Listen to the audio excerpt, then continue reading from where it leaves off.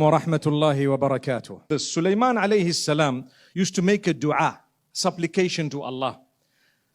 RABBIGH FIRRLY, oh Allah, forgive me. And the reason I'm repeating this is all of us need to know what were these supplications that worked with other people. They worked. Imagine you use certain words to ask Allah something and you got that thing. Although it has a lot to also do with your sincerity, with your connection with Allah and so on. But one thing, when he made the dua, he started off asking Allah what he wants by saying, RABBIGH FIRRLY, oh Allah, forgive me. From this I learn that I need to seek the forgiveness of Allah before I ask Him what I want all the time. Whenever you want Allah to give you something, first thing you do, seek forgiveness. From what? Things I know I did that were wrong, things I don't know I did were wrong, things perhaps I've forgotten that I did were wrong, minor things, major things, whatever it may have been, seek forgiveness of Allah. And do not doubt the fact that He has forgiven you. Because one of the plots of shaitan is, he makes man think that you're not forgiven by Allah because what you did was massive. Whereas man forgets that what Adam alayhi salam did right at the beginning was very big. It was massive, even more massive than what you can imagine, because the only thing ever that was prohibited for Adam and Eve or Hawa, may peace be on them, was to eat from the tree. And what did they do? Exactly that. You follow? And they just said a few words that were taught to them by Allah, seeking forgiveness. And Allah says, we forgave them. So, oh man, remember one thing, do not for a moment think that the Almighty will not forgive your sin.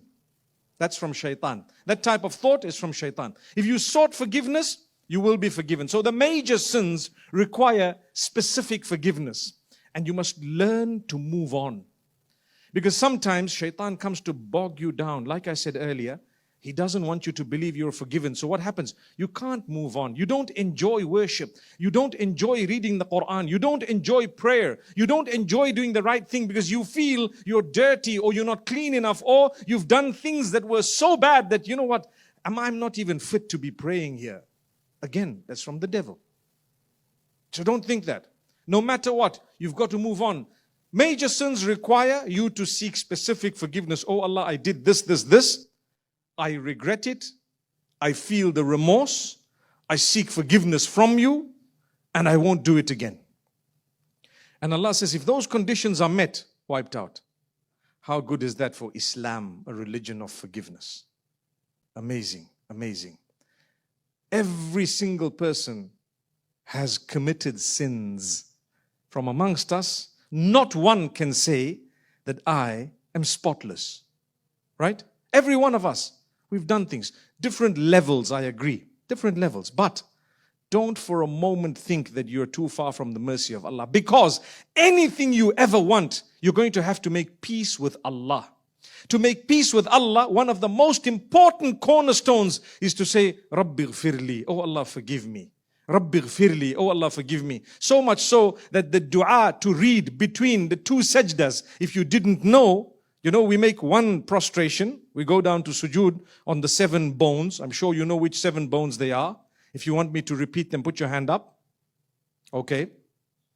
أمرت أن أسجد على 7 أعظم الجبهة وأشار بيده إلى أنفه واليدين والركبتين وأطراف القدمين. The Prophet, peace be upon him, says, I've been ordered to prostrate, meaning sajda, on 7 bones. And he said the forehead, and he pointed at his nose because that's one bone, right? So the forehead needs to be on the ground. Al-jabha wa ashara biyadihi ila anfihi, and he pointed with his hand to his nose.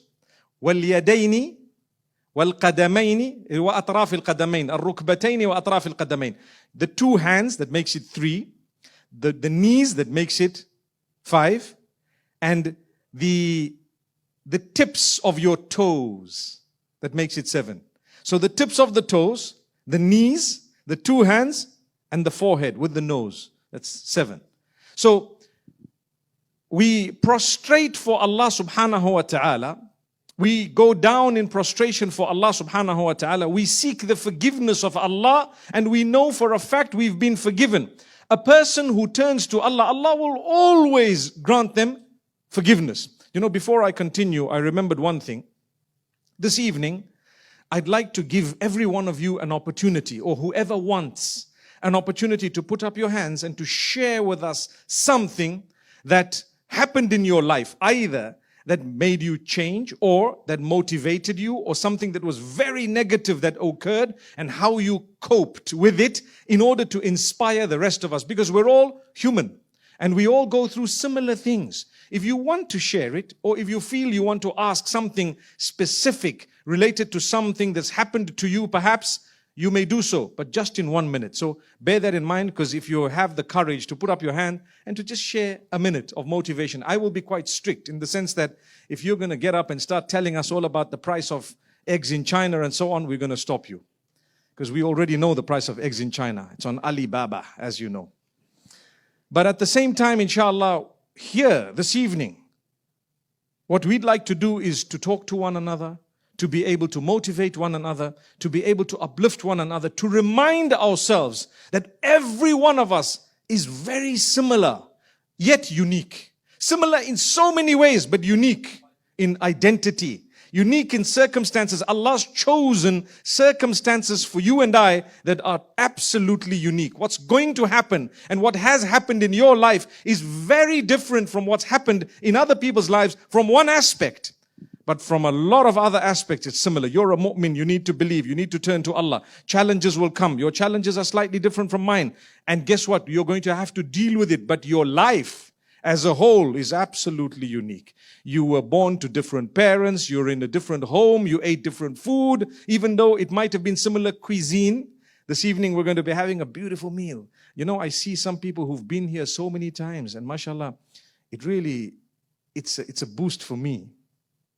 The reason is, actually I've seen a few people. There's one brother here has been here for almost all my talks, and today he's come with his whole family. MashaAllah, tabarakallah, subhanallah. And what does it tell me? It tells me, hey, you know, perhaps what you're doing is, you know, having an impact on the people. But more than that, it tells me the food at Saffron is really good. Right? So alhamdulillah, that's a good thing, mashallah, mashallah. And I'm so excited to see my brother Robert on the left. I just noticed he's here. I haven't seen him in ages, but alhamdulillah, my brother, I'm excited to see you. Jazakallah khair. So we were saying that Allah Almighty, to seek forgiveness of Allah, is something that is the starting point. When you want to ask Allah something, the closest you can ever be is sujood, prostration. أَقْرَبُ مَا يَكُونُ الْعَبْدُ لِرَبِّهِ وَهُوَ سَاجِدٌ. The closest that a slave can ever be to their Lord is in the condition of prostration. Now, I was telling you, between the two prostrations, we say, رَبِّغْ فِرْلِي. Do you know that dua? You're supposed to be making a dua at different times, right, in your prayer. One of them is, between the two prostrations, in some of the schools of thought, it's actually mandatory. And some of them, it's not mandatory. But what is the dua? The dua is, رَبِّغْ فِرْلِي. That's the simple part of it, the simple way. You could say a slightly longer dua. The point I'm raising is, oh Allah, forgive me.